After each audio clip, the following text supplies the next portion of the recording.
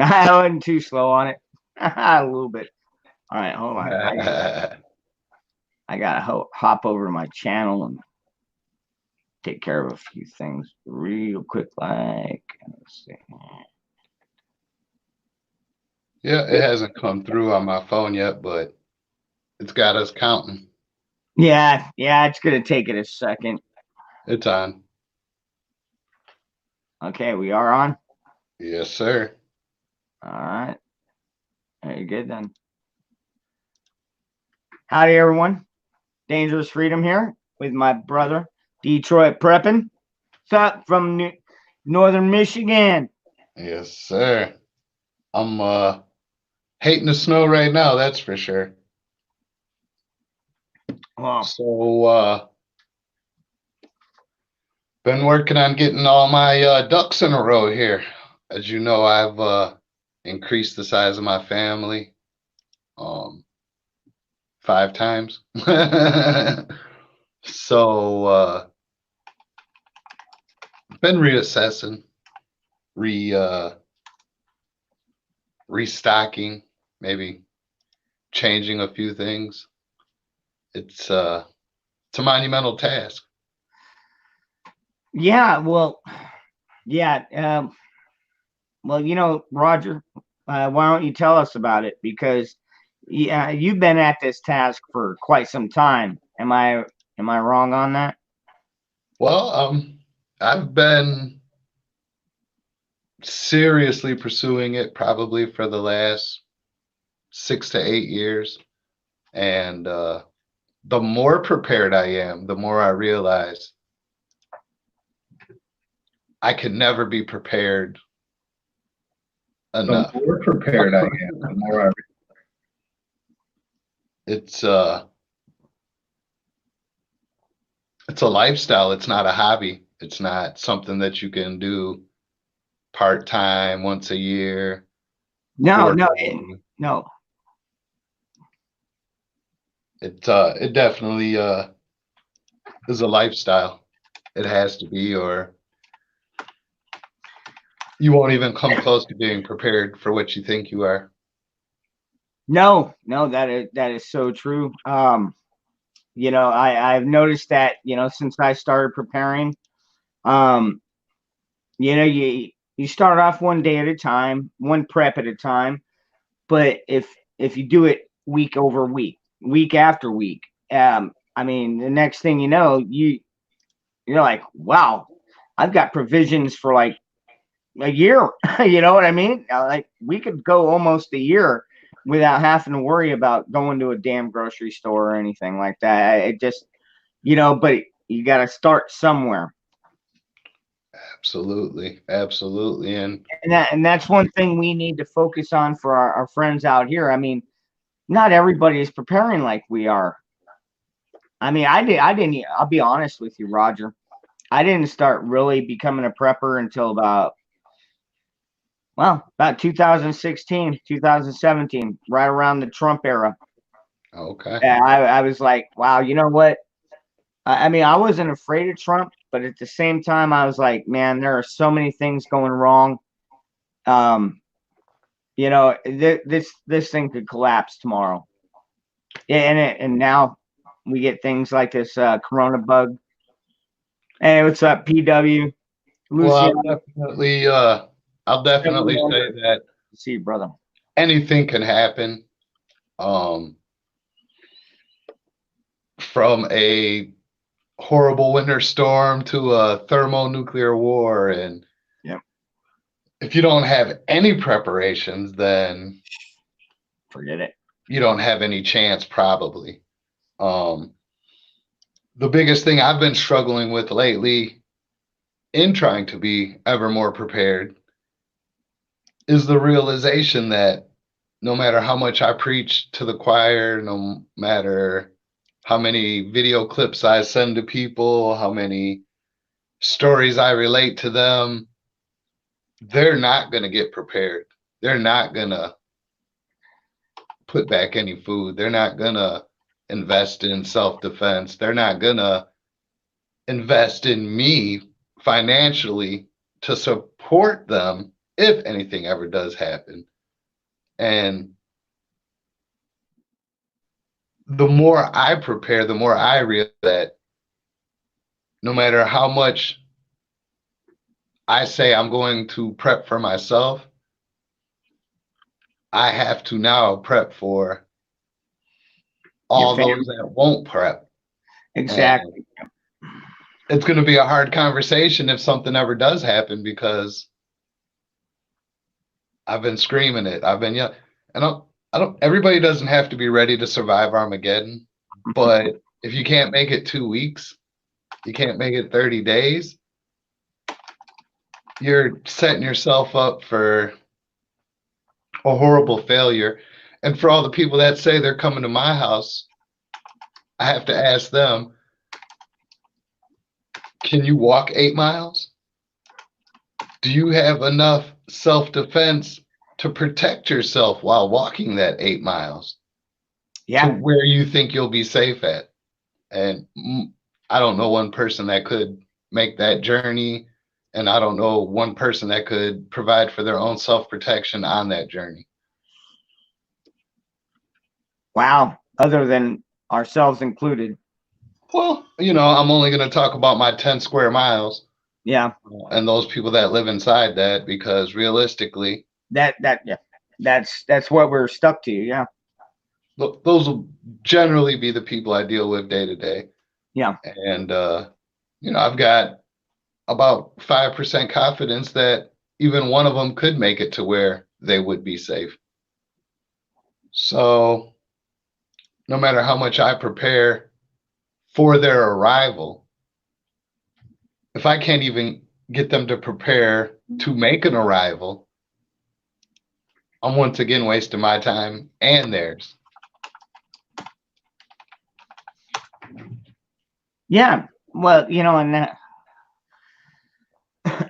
that really is an important thing, you know, because like our friend John over at Prepared Mind always says, when it hits the fan, you got to worry about your 10-mile radius, because if the vehicles ain't running, nothing else is running, you've got to worry about what is immediate, what's in your immediate vicinity, what threats do you have, what races do you have. I mean, maybe you're next to a farm, which would be ideal at this point, but not very many of us are at that level.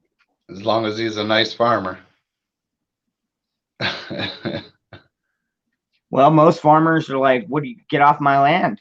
You know, and what if they come out there 12 gauge, get off my land? You know, it's like, sorry, dude, sorry. Yeah. But hey, I got this. I can trade you. What, 1,000 rounds of ammo for one of your cows, something like that. I mean, I'd be all right with that. How do you even approach during a situation like that? I mean, the approach is probably the most deadly part of the interaction you would possibly have with somebody that had supplies to trade with you or whatnot. Yeah, it most likely would be, yeah, because if you don't already know them, then if it's somebody you've already met before, maybe glancing, but they know who you are, you know, kind of know who they are. You know, you could be like, "Hey, man, you know, I'm preparing to, you know, I've got this over here, and I was just wondering, can we trade for something?" I mean, we could go back to the barter system. And there's another thing that a lot of people have discussed. A lot of preppers have discussed. How do you barter? How to do it correctly? Well, I noticed one of the comments mentioning a white flag from Forge and Woodcraft. Is that enough? I mean, is that not a known tactic to catch the person off guard, approaching with a white flag while you have somebody else in the tree line waiting to shoot? Or, I mean, do you, as the person being approached, not take any chances and shoot the person walking up with a white flag? I mean, it's it's understood what the etiquette is. I'm not sure that the etiquette will be so rigorously adhered to Oh, if we find ourselves in Tiowaki. mhm. Yeah, yeah. Oh, by the way, for the chat, Tiwaki is the end of the world as we know it. Um, we got our brother Tactical Tech. Should I bring him in? Absolutely. All right, all right. Major Mayhem, welcome, my brother. Hey, Hey, tactical technician. hey, what's up? Not much. How are you today? Oh man, I am good. I'm good. Got to go out of town for a little bit. Got some supplies. So yeah, it was a good day. Seems to be the story going around supply runs lately. Oh Supply man, check. get your Lysol while you can. I'm telling you, man. Yeah. You know, I never even really thought about it, but if you read the can, it says kills 99% of viruses and bacteria. And I was like, wow, hey, that could come in handy, you I know? believe the label itself even states that it kills the coronavirus. Nah, mine must be outdated, but I bet it still kills it. Yeah, I know They, some of you them know, says can battle the HIV virus. So yeah. Oh boy. So, tactical technician, I had a question for yeah. you. We were talking just a few minutes ago about Thank you, Mhm. DW. one of the most common things I hear. Hey, I'm coming to your house, and from us being preppers saying, "Oh no, you're not." Um, I don't know if you were able to watch uh, the video earlier, but I was just mentioning that I've started to come to the realization that no matter how much I preach, no matter how much I prepare, I won't be able to force anybody to follow No. my example. But if they do manage to make it to where I am, I would much rather accept a known idiot that didn't get ready for it than trying to meet new idiots that weren't Yeah. ready for it. Mhm. I was just wondering Yeah. what were your thoughts on that? You know, as much as we scream, no, you can't come to my house. Well, I look at it like kind of the military. There's always safety in numbers, and the more people that you have that are on your side, that can have your six, no matter what, the Yep. better. Whether they prepared or not, but most of the time, if you're going to create that community, they have to understand that, hey, you're going to put in your 100%. You're not just going to come up here and think you're going to eat all the food and everything that everybody else worked hard for, but you're going to contribute. And so that's what people have to kind of understand. And yeah, I had people tell me, "Hey, I'm going to come to your place." Well, I mean, I understand why they want to, because I have a buddy that lives in San Antonio. I mean, that is one of the worst places to be. Big cities are really bad. I'm out in the boonies. It's real hard to get out here. So, is this place easier to defend? Yeah. So, when he says, "Hey, I'm going to come out to your place," I understand why. He doesn't want to be in the city. That's where you're going to have all the renegades and Mad Max type people. So I guess with that, you had mentioned that they're going to have to understand pulling their own weight or Oh, yeah. providing. If they don't understand now how important it is to prepare for themselves, what is going to change when their belly's a little hungry, other than their words? They're not going to change as a person. They're still going to be No. that same person Right. looking for you to take care of them, save them, feed them, shelter them. Yeah. So that's kind Yeah, of that's Yeah. yeah, You that's know where what? the communication comes in. Like I have my buddy in San Antonio. He's already starting to become a prepper himself. Good. You know, and he wasn't. He was always, oh, I'm just going to come to your place. But I said, no, man. You know, it's going to be a hard trek to come to my place. First of all, because you're in San Antonio. I'm all the way in Arkansas. That's at least a 10-hour trip for you. You know, how much further is that on foot? You know, because you may be able to make a certain amount. You know, so he's starting to prep. So if they in that instance, if they are the type of person that doesn't prep, you know, at least a little bit to get to your place, that way when they get there, they are proficient on their own, but just they want that tight knit community. If they're not at that stage, then hey, you know what? Hey, you should have prepared. My gates are closed. You're not coming in. You know, I'll throw you some food, but you got to keep on going. No, yeah, and that seems to be a common thing. It's like, yeah, don't show up empty-handed. You know, Mm. you show up empty-handed, and we're gonna look at you like, why would we even accept you? You come bearing nothing to nothing. You're not bringing anything to the table here. You know, I mean, with me, I mean, I'm not the most prep, but you know what? I'm definitely not coming to the table with nothing.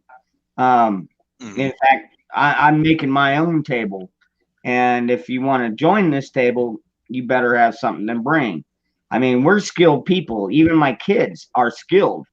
We're carpenters, we're HVAC, we're marksmen. I mean, you know, we practice it all. The only thing we haven't done yet is raise our own food, but that day is coming soon. That's actually that was something that me and Roger were talking about the other day is you know, raising our own food, you know. Mm-hmm. So. Well, I'll tell you what, in the city of Detroit, I will have a monumental task. But one thing I do know for sure is that this house has stood here for over 100 years, and I guarantee you that backyard has produced a vegetable or two. Sorry, just Hopefully. fix them. Yeah, and that's another reason why um, I don't like to say cast all people off to the wind and just have safety in numbers, but there's also some people that can. Oh shoot! There goes my phone. Hey, we're There goes my staring at camera. the Yeah. Okay. Wow, that was weird. That normally doesn't happen. Okay. Did you see that? Literally hit the ceiling. Yep. Just kidding. Shit hit the fan.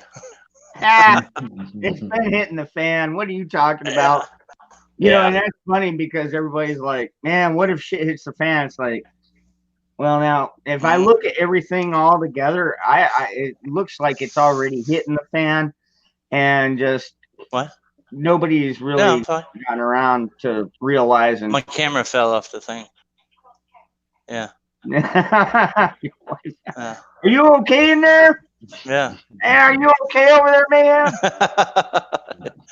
Yeah. No, That but was- one of our buddies, he's all like, the shit's already hit the fan. yeah. It's just right now. It's in a slow climb. You know what I mean?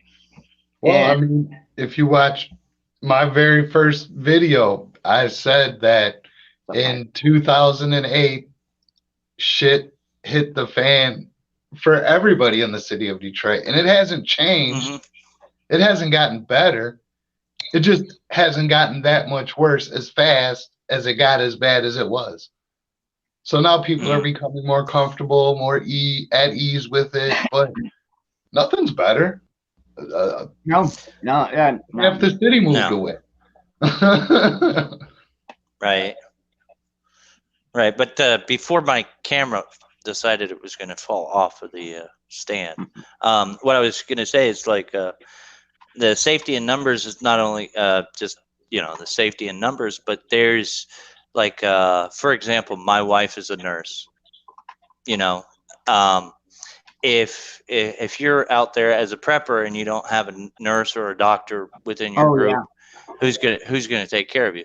You know, if you don't understand uh, electrical engineering or something like that, how are you going to figure out to produce power without, any generator or anything like that? Um, how are you going to rebuild things like that? That's why safety and numbers and just having numbers is good, because what somebody's weakness is maybe somebody else's strength. So that's another good reason to have kind of a community, and you have to be able to trust this community to the fullest. You can't just be like, oh, well, you're a doctor, so you're in the group. No, you can't do that. Yeah, I mean, meeting new people is going to be, like I said, probably one of the most dangerous, most monumental tasks that we face. Mm-hmm. Oh Mhm. yeah. hmm hmm It's better to meet them now than then, because they'll do whatever it takes then to Yeah. get into your in group. You know. Well, and it kind of goes back again to what I spoke about earlier. Do you want to deal with the known idiot that you've been preaching to for the last 8 years and didn't do anything? Is that who hmm you want to bring in? Or do you want to bring in the guy that you just met You're that right. seems on the up and up, but you've only known him 15 minutes as Yeah. opposed to 30 years? Yeah. Um, Yes, dude. it's just one Right. of the things that I've been rattling around in this See, I slightly agree. oversized head here. And, it's a tough question to answer. And I don't think I'm any closer to having the answer at hmm this point, other than accepting the hmm fact that hmm I'll be taking care of my family that thought I was crazy. Right. If they can even make it here, if they're even able to hmm make Yeah. it here. Yeah, yeah, and that's a big part of it, you know. Yeah, I mean, maybe they're 20 miles out, and if I'll give a good example.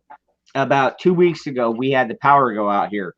I mean, I woke up, it was like 2:10 in the morning, and I just happened to wake up, and I heard this poof, like a loud, not too loud, but it was like electrical poof, and then everything flashed out.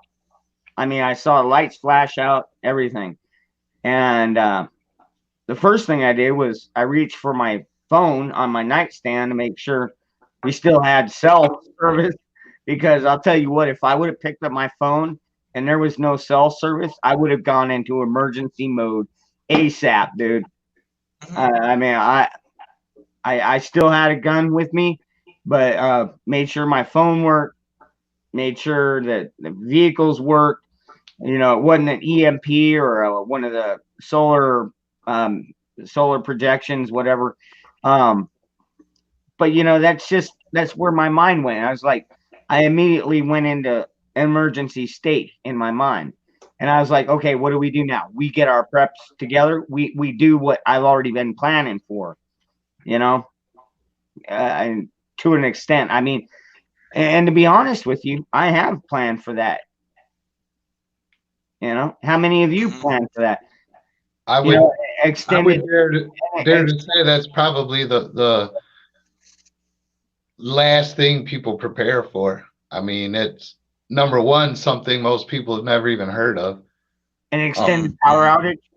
yeah, I mean, You've if you lived through it. mention EMP to 98% of the people in the world, they're What's Yeah. that? clueless as to what What that is is. that? They don't know it's a electronic magnet. Wait, Uh, Yeah, electromagnetic. electromagnetic. electromagnetic pulse. Yeah. You bring up the Carrington event, and they look at you like, "What the hell is Carrington?" And Oh yeah. what You mean channel is that on? you mean the So sun can do that? Holy crap! Yeah, the sun yeah, I can actually find do it. Yeah. that most people I talk to are grossly underinformed as to what the world is even about, let alone how fragile all the systems we use are. Mhm. And I'll tell you what, I've made over 100 videos on my channel, and I don't know that I've reached one person and changed their mind, because anybody I've talked to from the beginning to now still has the same opinion that somebody else will Mm-hmm. take care of me. It can never happen. They won't let it happen. And I don't know who this them or they are, but I mean that's who they have their faith in, whoever them is, and it's just Hey, Tammy. amazing. Sorry, I got some fellow Arizonians jumping in here. Tammy at AZ Bear. She's moving from California with her husband, Mr. Nunn. I've seen the last of the doors have arrived for their house. Yeah, I saw that too. Yep. Yeah, Yeah. that's that's funny. Privileged white male. I don't prep for anything. Ron knows I'm a lazy drunk. I had to Yeah, laugh at that one. yeah. You're really lazy, but you're always on your feet and always on your wheels, man. No, you know what? Mm, I'll be honest. Mayhem, he's a truck driver, dude. And one thing about yeah. truck drivers is they roll around prepared. At least. Oh yeah, yeah. That's why I tell people, like I tell my that if you're ever on a long trip and I'm not there or whatnot, You and know, you get stuck in traffic, and like I don't understand how some of these people don't survive these like little blizzards that come through and hit Iowa 80 and all that. Get it? Because they like starve to death, and it's like all you got to do is go ask a trucker that's stuck there right next to you. He's got an APU, his refrigerator is running, he's got food, he's got canned food. Ask him for a little bottle of water and a canned food. And sometimes, hey, you can't cook it, but sometimes when it comes to canned food, it's already cooked. You might have to suck it up and just eat it out of the can without heating it up. Some people say, "Oh, that is just nasty," but we've done it in the Army without heating up our MREs. So eating SpaghettiOs just out of the can, people are like, "Oh, that is just nasty." You're gonna have to learn how to do that, because a lot of times, especially if your power goes down, guess what? You're not gonna have your stove. Nope. So how are you gonna eat your? You can't heat up your SpaghettiOs. Eat it out of the can. It's just that simple. There are some things you're going to have to suck up. And some people are like, "Oh, I'd rather starve before that." Well, no, you won't. Once you get to that point, you won't. I look at I'm kind of weird. I will look at any animal and I'll go, "I wonder how good they taste." Yeah, they're going to be protein anyways. Whenever it comes to whatever kind of animal it is, crow, buzzard, coyote, but yeah, coyote. Yeah, nobody really wants to eat one. But man, Yeah. I'll tell you what, if you're starving, man, throw Yeah. that thing on a fire. Mhm. Yeah. Well, see the people stuck on the freeways all the time, blizzards, whiteouts, stuff like that. And me being from Michigan, it's a pretty real emergency that can come up in your life. Just get off the road into a ditch or whatever. But I mean, I have a bag of warm clothes in the car. Yep. I have 3 different ways to make fire in the car. I have 2 bundles of wood in the back in case I have to make a freaking campfire right on the side of the road to stay alive, keep my feet from freezing. And it's just amazing to me how many people live in these extreme conditions and are completely reliant on AAA. Right. And every year, that's funny. That's funny that Tammy said dog food. What's interesting is when shit hits the fan, you might have to eat dog food, and it's going to taste just like it smells. Tyrone Biggins said it. Tastes just like it smells. Delicious. Yeah. I tell you I what, don't know. It every might. food I I've don't I smells personally, delicious. I've never tried it, but yeah, I know exactly what you mean. Yeah. I haven't tried it either, but every can of dog food I've ever opened did smell delicious. Yeah. I, my I'm like, buddy, wow. Whew. my buddy Seven Wonders in the chat thought about cooking a possum the other night. Down in the South, we eat possum. Now they're a little greasy, but if you can cook them good, we have wild hogs out here. Small rodent. We have wild hog out here, and if you shoot them and throw them on a fire, they don't taste that good. But I'll tell you what, if you wrap them in foil, you skin them and put the meat in foil, and then do the slow cook down on coals in the ground, what they call a pit barbecue it, they turn out pretty damn good. I'll tell you what, you can eat anything if you know how to prepare it right. Well, you can also eat anything if you're hungry enough. Yeah, that's for sure. Yeah. Well, it's just you. When it comes to survival, it's how willing are you to go past that point? There's that taboo line that a lot of people have, and you just have to get mentally set that, hey, I might have to cross that line. I might have to eat people. I wouldn't want to. Yeah, actually, on that point, Mayhem, Roger, you remember Venezuela? At first they resorted to eating their own pets, and then after they ran out of their own pets, they went to the zoo and started eating the zoo animals. Yep. And it's like, well, that's socialism in a nutshell, and Bernie Sanders is like, hey, I mean, I'm not going to try and take this show on a political turn, but it's like we're not a society, we're not a socialist nation. We never will be. That's not how we were founded. That's not what our forefathers wanted. We wanted to be free, period. But when you have to resort to eating your own animals, that shit has hit the fan. It's funny you talk about eating your own animals. I found a prep that I had made earlier in my prepping career, and I look back at it now and I laugh, but maybe it's not such a bad prep. What I prepped was rat traps and mouse traps. Mm-hmm. Now, I intended to use those to capture bait to bring in larger animals. Mm-hmm. But I'm sure rat on a stick when you're 2 weeks out of food is probably delicious.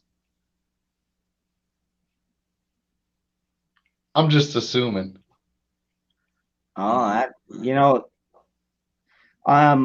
one of my buddies. I was just reading that.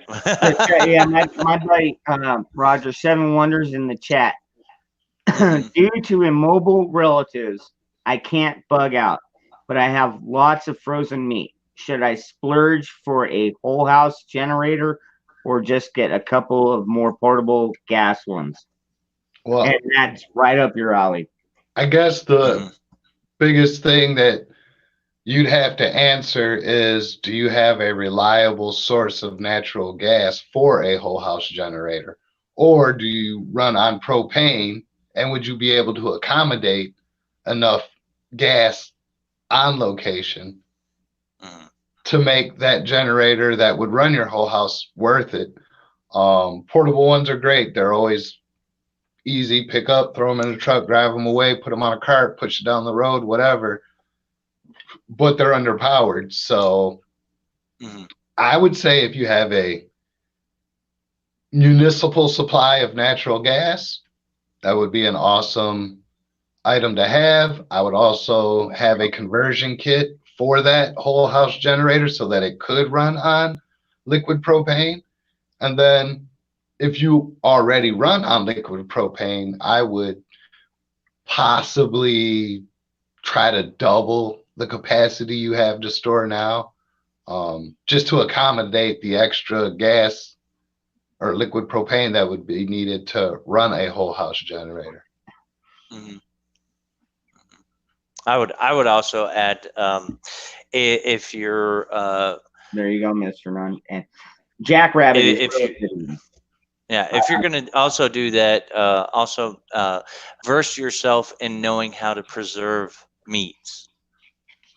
Different ways of preserving meats without having them being frozen. Dehydrating meats is one of the best ways to uh, preserve that meat. It will last longer, so it doesn't have to be frozen. So make sure you verse yourself in that too. Yeah, salt works too, right? Yeah, yeah. Salt, vinegar works. Vinegar products work. So Smoking the meat. yeah, Yeah, smoky. Yeah. so Yeah, yeah. there's definitely 1,000-year-old ways to preserve food for more than the immediate consumption of it. Mhm. And they're pretty simple ways. I mean, if a caveman could do it, Yeah. We should be able to figure that out then. Huh? Well, it's so easy. Even a caveman can sign up for Geico. So I guess we can preserve meat. Man, you know so what? I went to the T-Mobile because I'm on T-Mobile, but I've got this J3 phone. I mean, this thing it's old. It's like 4 or 5 years old. And I went in there today and I was like, "Hey, I want to buy a new screen cover and see if they could put it on for me." And they're like, "Oh no, we don't carry those anymore. Those are outdated." And I'm like, "Are you kidding me? It's only 4 years old." And I'm like, "Nope." Man, I'm just the way that technology is growing and aging, as rapidly as it is. Yeah, I mean, you can have an iPhone, and then next year it's like, oh, that iPhone, no, that's the old model. We don't carry those anymore. It's like, what are you kidding me? Mhm. every 8 months, you got to get a new phone. Oh, hell Yeah. no, Yeah. I refuse. Well, let me step out for a second, guys. I gotta go get something, and I'll be right back. All right, So, Dangerous Freedom, have you made any additional preps lately? Anything new and exciting in the world of always being ever more prepared? well, with this new virus thing that's heading our way, and it is. I mean, anybody in the chat, you should be ready. I mean, it's possibly gonna become an outbreak here. I don't think we're gonna see like China where they're gonna quarantine. I don't know. They might quarantine city blocks. I really don't know what we might do here in America. I know that if they tried that, most people would find that highly unconstitutional, and a lot of people would probably fight against it. Like literally fight with guns against it. Um, and I mean, if they tried like a quarantine here, I don't think it would work. But if they told people, hey, right now would be a good time to self quarantine, um, you should be prepared to self quarantine for up to a month, like they're saying. I mean, they're right now they went from 14 days, right? Well, wasn't that the case, Roger? It was 14 days originally, and now they're saying it's got a 21-day incubation period, something like that. So literally, there are people out here that are totally contagious, but not showing any signs, and they're just walking around coughing, talking on you, and just talking on you could be enough if they're close enough. So, um, Yeah. am I Um, am I too concerned about it? I'm not overly concerned about it, but as far as recent preps, like I was just showing you, I bought Lysol. I mean, I bought a couple cans of that. I bought some more cold and flu medicine, um, rubbing alcohol. Just things that you might need just in case. More vitamins. Um, yeah, just things you might need. Yeah, it's like, hey, I hope it doesn't happen, but if it does, well, I'm not going to be the last one, because the last thing that anybody in this chat wants to do is go to the store when there is a mob rush going on for the last items. You don't want to be anywhere near that. It's gonna be hell on wheels at that point. Am I correct? I'm pretty sure you are. I haven't locally noticed any major shortages. Plenty of N95 masks at Yeah, Home Depot. I think that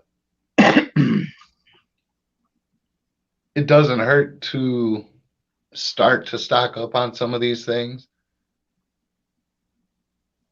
But I have to imagine that we truly won't know until it is 10 miles from our house, until the federal government does shut down their businesses and issue a recommendation to self-quarantine. I think only at that point will we see the panic set in.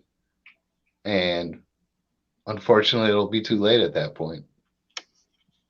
Yeah, yeah, and that's just it. You know, people they don't think about preparing until they need to prepare, and that's where all the chaos comes from. It's like, oh, we got to run out and get this right away, but they've been doing this forever.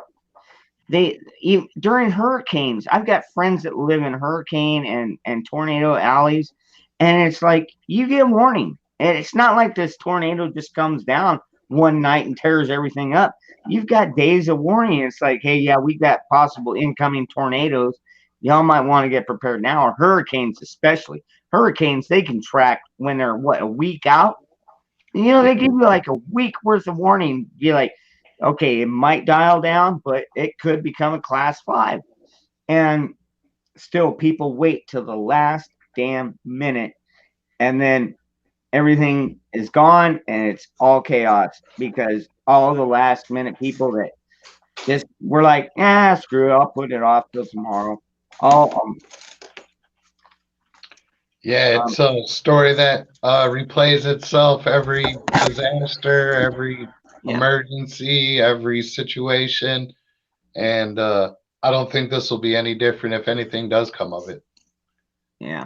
I think until we are 10 minutes away from the shutdown, people will still be going about their normal day, buying their Burger King, and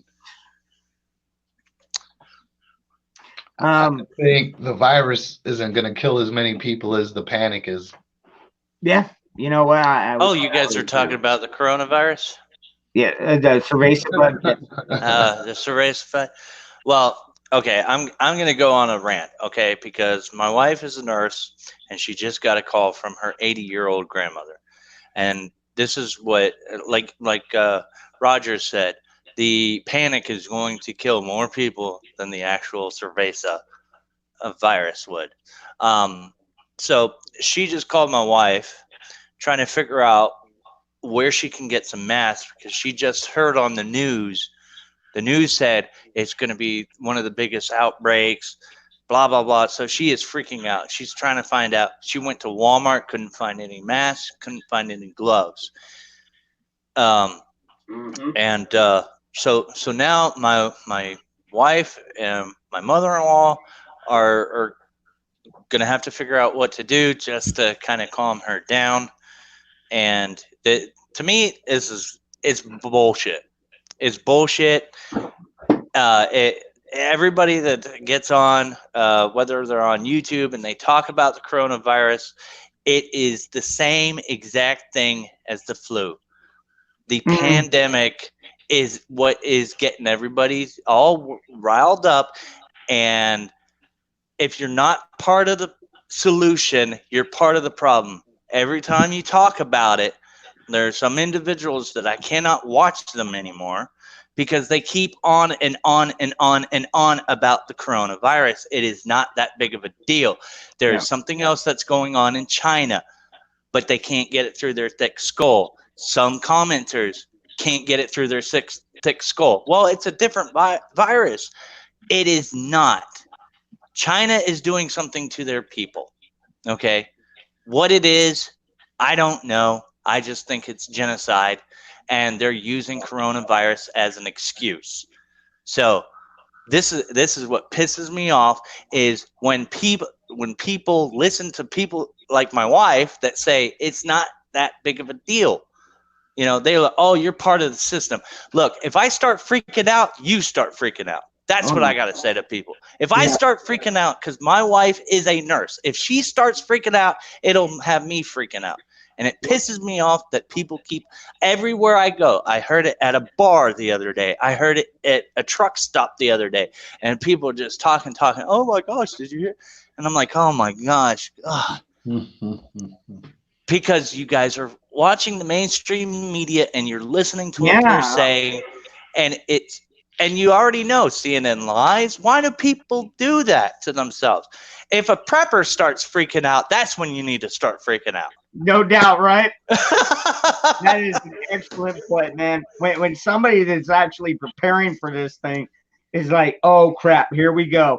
But but the CNN, oh god, and I know exactly what you're talking about, Mayhem. I was watching a CNN article just yesterday, and you doing just like you said, hyping this bug out of control. It's like, oh my god, this doctor says that it's gonna hit America, and it's like, well, it's already here. It just hasn't become widespread yet, and Yeah. the chances. And I'm sorry for the rant. But Hey, no, I'm just no. I'm sick and tired of it, especially when people come at my wife and say, "Oh, you don't know what you're talking about. You're part of the system." My wife is not part of the system. We have 2 girls. If my wife will say fuck the system to save her girls. Oh yeah. Just think of that, people. I Think of that before you, because this is what gets me. When people go after the CDC, when they go after police officers, when they go after anybody that's in the government, yes, I understand the government can be corrupt. The higher ups, the elites, are corrupt as shit. Okay, but when normal individuals that put on that uniform or whatever it may be that they put on, you have to realize that these people are people. They're not demons. They're people just like you and me. Yep. And that's what aggravates me is they're like, well, these people would lie to us because they're part of the system. Okay. Not the majority. But majority of them are not. They are maybe they're blinded too. But because every now and then we have like, I've seen an ATF guy come out and he's like, hey, you know what the ATF is saying about the lower receivers for AR-15? Oh, it's wrong. God, yeah. It's wrong because the lower receiver only has 2 components, while the ATF says for a fully firearm, it has to have 4 components. But the lower only has 2. The upper has the other 2. So there's actual ATF agents that have gone away and helped people get out of going to jail for this. Yeah. So remember this, when you're talking about people, whether they're Democrat or whatever, you got to remember they're people. They're just as easily manipulated by the system as you and me. Well, maybe a little bit more easily manipulated. Yeah. Just saying. But right. No, I absolutely hear what you're talking about there.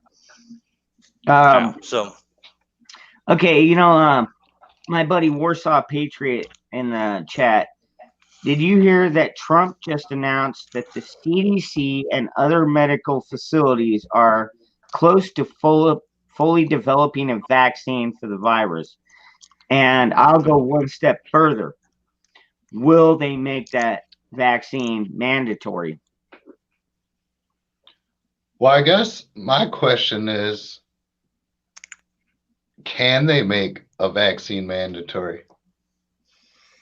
And they tried it in New York, and I guess they've tried it in a lot of places. I don't know that it's ever been mandatory up to and including the shots that are required for school children. I know here in Michigan there's a simple form you fill out and you don't need one single vaccination. My newborn son has not any vaccination and won't receive any, but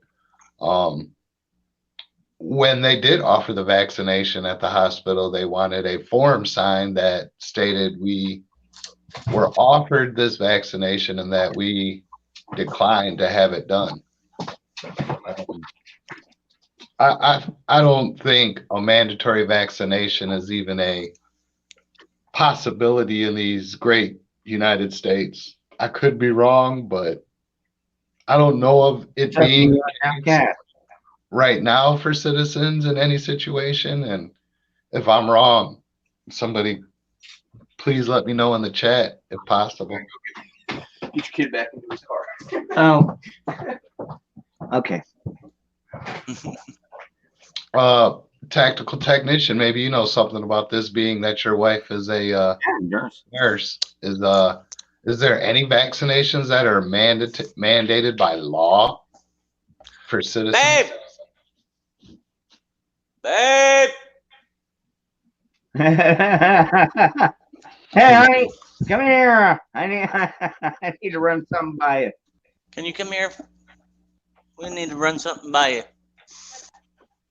Okay, is there any mandatory vaccination for the coronavirus? And what else did you want to know? Well, just in general, are any vaccinations that are offered legally required by law for U.S. citizens? Any vaccinations, are they legally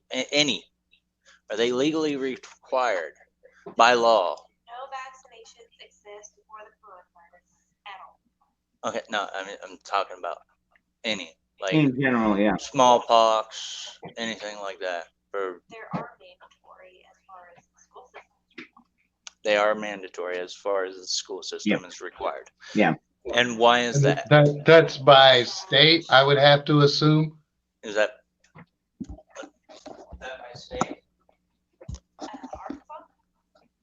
No, any state. Is it Yes, for mandatory?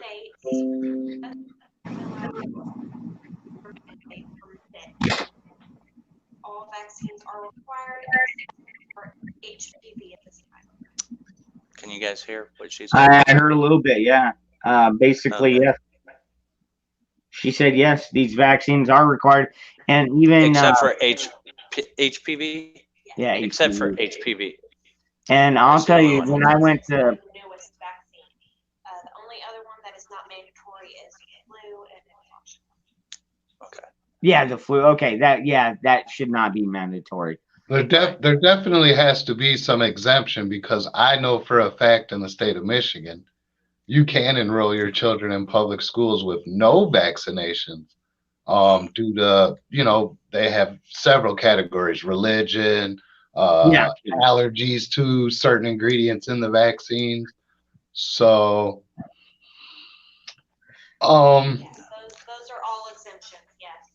And But- people who do not vaccinate have to go through extensive paperwork and questioning before they are allowed to put their children through public schools. okay. Yeah. Oh. And I was gonna say, even my youngest son, when he was in junior high, he had to get vaccinations against the. Oh geez, I can't even remember. Hey, oh, he's out of the house right now. But I had Well, to. I think they're going to have a hard time demanding that U.S. citizens line up for a coronavirus vaccination when, it's not mandatory to line up for a flu vaccine, which kills 80,000 people a year, Exactly. if not more. There's a lot more mass panic for the coronavirus than there is for the flu, however. Yep, she is absolutely right on that, man. Yeah. And That's exactly what we said. That Yep. the mass Sit right panic here. is going Sit to right be here. the mass panic is going to be what hurts the people. It's not going to be the virus itself. oh, look at her. And I have no idea how Hello. she ended up with me.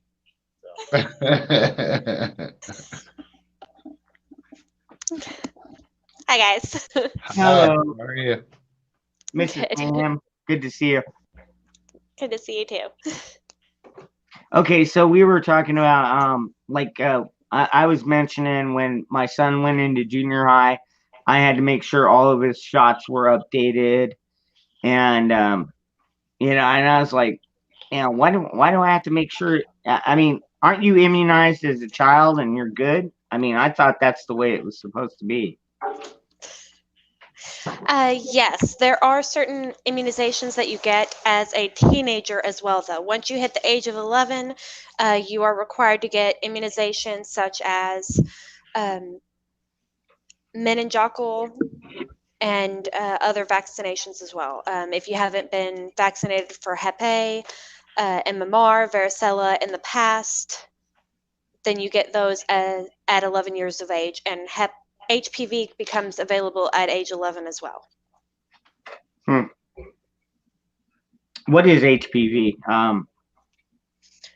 Human papillomavirus. It is a sexually transmitted or orally transmitted virus that can.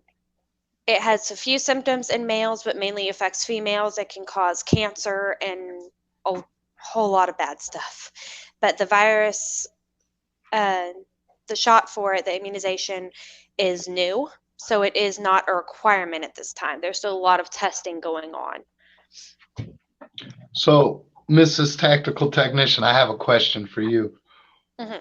What do you think the possibility of a mandatory vaccination against, say, not only the coronavirus, but any virus that may come into our world, as far as American citizens in general? Do you think that's something that's even possible, that the medical facilities we have could support something like that? They could enforce that mandatory inoculation? Well, the flu vaccine has been around for a very long time, and they still have not made it mandatory, except for in certain situations, such as, um, say, when I was a nursing student, we were required to have it unless you had an allergy to it. We had to have it, or we had to wear a mask when going through LPN school. That was the only time that I've ever heard of it being mandatory. Where I work, our hospital, our system does not require it. It is optional. School systems, it is optional, and everywhere else, if you don't want to have it, you don't have to. Um, as far as HPV and all of that becoming mandatory, I do not see it happening anytime in the near future. Coronavirus, like I said, we do not have a vaccine for it. I'm not sure that they're even working on one. CDC does not think that the coronavirus is even a big deal. It has been around for many years. What's happening in China right now is a new strain of the virus, but a new strain of the flu virus comes out every year. And they change the flu vaccine every year to meet the new virus. So it's really not even a big deal. The death rate for the coronavirus is no different than the death rate for flu. The symptoms are almost identical if you look them up. If you go to the CDC website, you can find all the information on the coronavirus. It's not a new thing. I believe the Like I said, common cold is a coronavirus. yes, it's along the same lines. Yes, it's really not that as big of a deal as the media, I should say, is making it out to be. And So, yes, sir. oh, I'm sorry. Just so, in your opinion, as a healthcare worker, is it even logistically possible for the U.S. government to enforce a mandatory vaccination of any kind among its population? Beyond the school thing and stuff like that, I understand how that works. But could they come on the news tomorrow and say everybody has to get this inoculation for virus Z by the end of April? Is that something that's even logistically possible in our healthcare system? No, it is not. And I do not see that happening for any reason. Maybe I'll be able to sleep better tonight. Do you Like I think? said, Do you yes, think sir. that this? Do you think this coronavirus is targeting a certain DNA, like a certain group of people? From a medical standpoint, no. Um, The flu virus does not target a certain group of people. Anybody can catch it, whether you've had the flu vaccine or not. It's just whether you've built up enough immunity to it. You've been exposed to the coronavirus whether you realize it or not. It's all over the world. It's not just in China. And it can affect anybody. You could have already had it this year. You just never realized it. Really? Yes. Okay. That's almost a little frightening. It wasn't meant to be frightening. It's just meant to be sort of reassuring that it's really not as big of a deal as everybody's making it out to be. It's Well, really not. I did buy like extra cold and flu items, cough syrup and such. Just because like you were saying, it's going to be it's possibly a bad cold or a bad flu. And I mean, I've had a flu before that put me down for a week. And it's like, it's better to have that stuff than say it hits everybody at the same time. And it's like, well, at least I don't have to go out of the house to get anything. I mean, I've got everything I need right here in my house, and up to a month or 2 or 3, you give or take, and it's just that's where I am on the prepared side. I'm seeing a lot of comments saying that it was weaponized and stuff like that. And I had this conversation earlier today with my mom. My 82-year-old grandmother called wanting my mother and I to buy gloves and medical masks and stuff like that for her. It was not available at our local stores, and the news was saying that it was going to be sold out. So she asked us to order it for her online. When we went online, it was $45 to $100 a box, which was absolutely ridiculous. So we're going to find some other way to get it for her, obviously. But when I was talking to my mother about it, I explained, we both agreed, because we both work in the medical field. We both work for a hospital, and she was saying, the same thing I'm saying. Coronavirus has been around for years. Right now, we're not even worried about it. We're more worried about the flu, because that's what we're seeing so much of.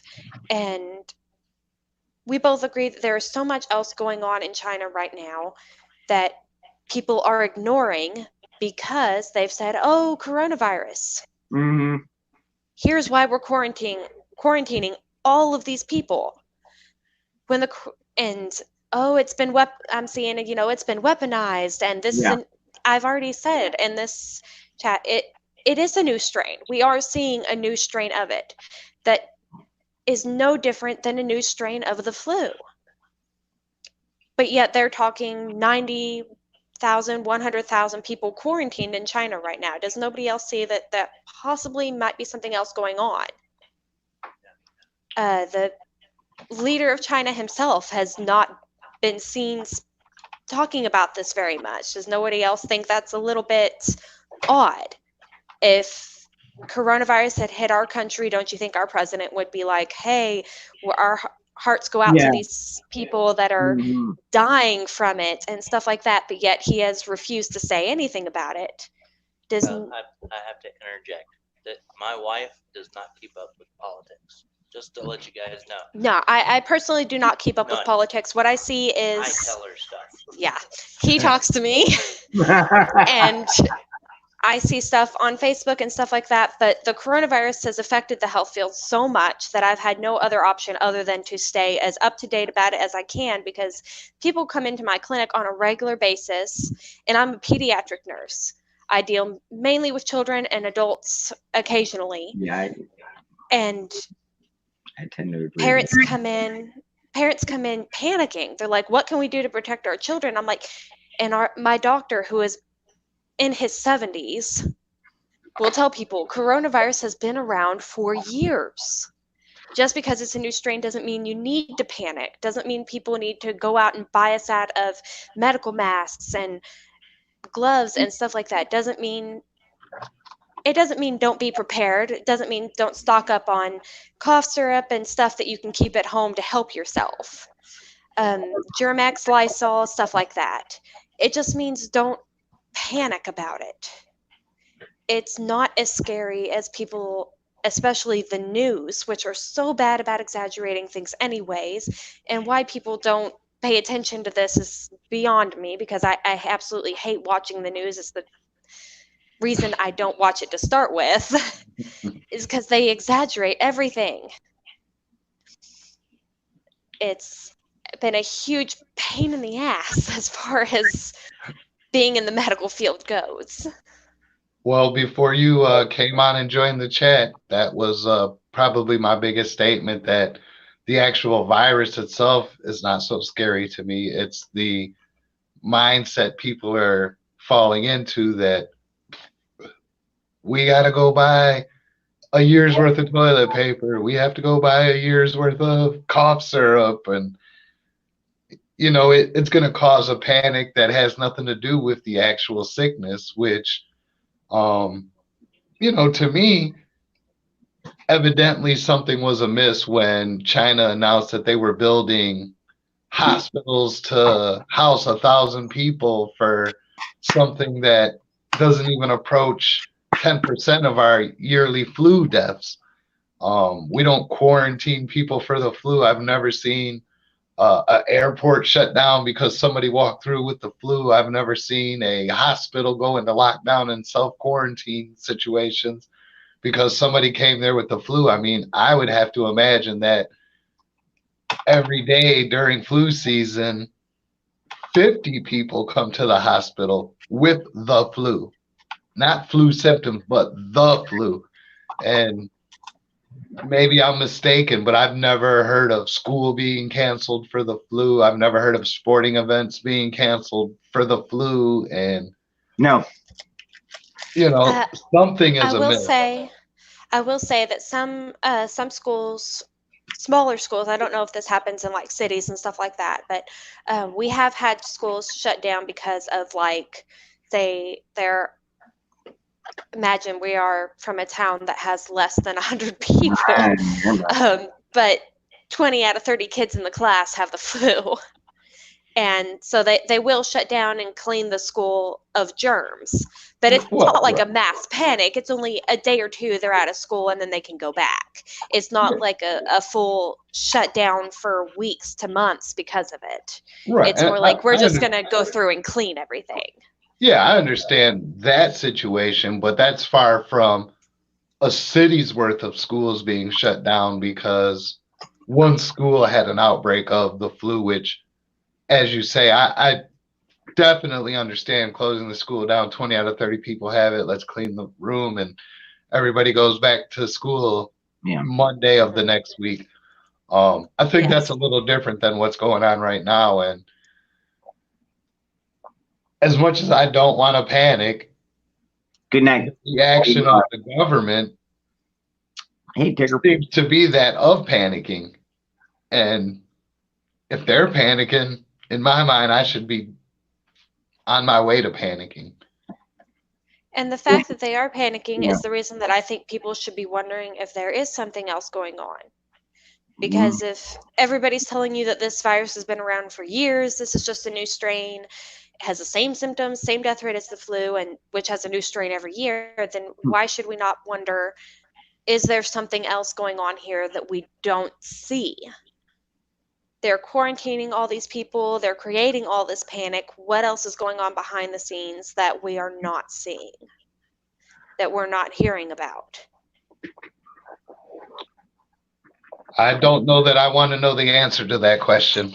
I'm not sure if I do either, but at some point I do imagine that it is going to come out, unfortunately. Absolutely. And I feel very badly for the people in China because they've been through so much already, and here they are having this mass panic and not being able to go to school, not being able to leave airports, being forced into these hospitals and stuff because of some virus that is attacking them. I feel for them and whatever they're going through at this time. Well, Dangerous Freedom, Mrs. Tactical Technician.